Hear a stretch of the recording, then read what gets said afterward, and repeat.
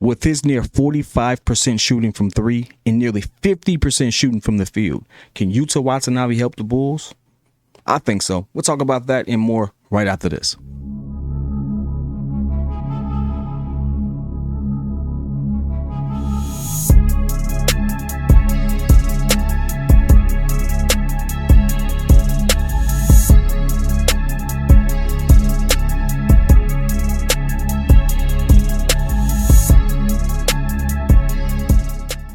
Listen, if you're new to the channel, it's your boy P Kid with the Win City Breeze, talking Chicago sports at Chicago Talks. Appreciate you all coming through, man. Again, like, share, subscribe. Let's get into the video.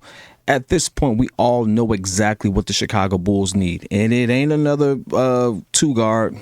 It really ain't another center. I really think that us re-signing Vooch is a plus. I think that's going to get done. Well, they need shooters around them, and that's the one thing that we haven't had. And I'm not expecting the players on this particular roster to go out into the offseason and come back look like Reggie Miller.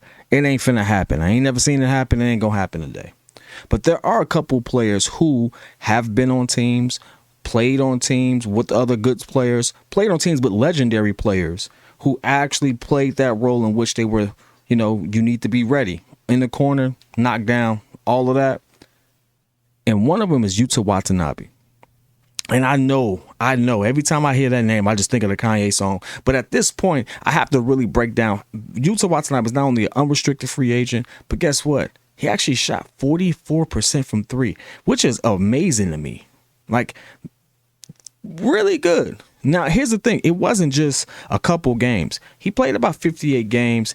He's a rotational player, so he didn't start all 58, but he played 58 games, had about 16 minutes a game, and when he came in, his presence was known. Yuta was one of those names that you absolutely heard when you saw the Nets with KD and Kyrie go on a tear and actually win and have a winning record in the East. They actually had a good team with them. If they actually kept that team together, I think we would have been talking about the Nets making it to the finals. I really do believe that because the Nets were cooking, and Yuta Wantanabe was one of those players who actually was pivotal in making that happen, along with others like Nick Claxton. But Yuta was cooking it, and you saw his progression game over game. So what happened? Why did all of that kind of lose steam? Well, first and foremost, we all know with Kyrie leaving, a lot of the offense kind of stalled. Then KD leaving right after. All of that pretty much happening simultaneously. And all the wing players that the Nets acquired, you think of the Mikal Bridges, a couple other players they got. We know who they have over there. With those two trades and things working out, Yuta Wantanabe got pushed to the back end. In fact, he actually found himself out of the rotation just because they had a plethora of talent who were already starters on other teams. And so they kind of take precedent and took that spot. Does that mean he's a bad player? No. In fact, I think it's just one of those situations where he's a victim of circumstance. Now, I'm not going to sit here and make it seem like he's a savior, but the man shot 49% from field, 44% from three. I don't have anyone on my team that shoots like that. Anyone of my role players, at least. I don't have anyone on my team that does that. Now, I know what people are going to say, but he's a small forward. Where you're going to fit things of that nature? Again, he's a rotational piece. And we need to be able to have rotational pieces on this particular team. And it's really important that you understand this. Not only do we need rotational players on this particular team, we need some to come at a very team-friendly price point. Because if the rumors are true and the history proves to be true, we ain't flirting with no luxury tax no time soon. If we do, hey, great. Let's go get some other shooters. Let's get better players. But if not, then you need to find and find players who can actually come be beneficial, be productive, and actually do what we need them to do. Yuta kind of does that. Yuta played on a contract that was like 1.9.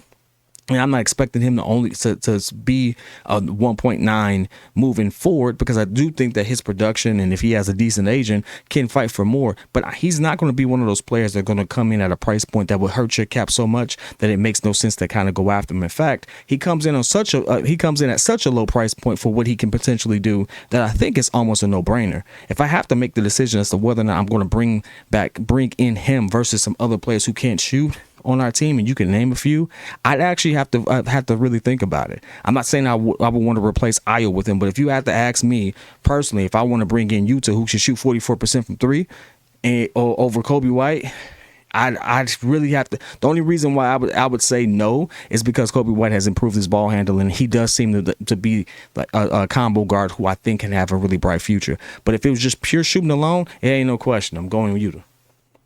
And it's not even biased. The man shoots better. Wide open, he shoots better. It just is what it is. Now, I know this, and it's one of those things where you say, well, that's just one season. Well, it's actually the second time in his career where he shot 40% from three, which is what I need him for. He's not as big of a liability defensively, and he can actually do a lot. He can produce a lot. Again, I'm not expecting him at that price point. I'm not expecting him to be a world breaker. And that's what a lot of fans need to stop. You think every move needs to be this pivotal, groundbreaking thing. It's not. You build a team based off of your weaknesses, and we are weak at the three-point shooting perspective. We just really are, right? Outside of a point guard, we need shooters because that person has to have people to give to do what we need them to do. We don't want to be the Boston Celtics who shot 30% from three and in this particular series when they were really 42 over the season. They shot horribly. They couldn't hit anything, couldn't hit the side of a building if it was right next to them. Like, they couldn't hit anything. Well, the Bulls look like that, but worse most of the time. And so now we really need to go out there and find players who can actually move the needle a little bit without breaking the bank. And I think Yuta is one of them. But I want to hear your comments. I want to hear what you think. Do you think Yuta Watanabe can be a pivotal player when it comes to the shooting woes that we've had? Can he actually be a good spark off the bench to actually rotate and have that role? I want to hear your thoughts. Whether it's love, whether it's hate, put it in the chat. I'll be in there with you. Again, it's going to be a long off season, but we'll get through it together. See y'all later, Bulls Nation.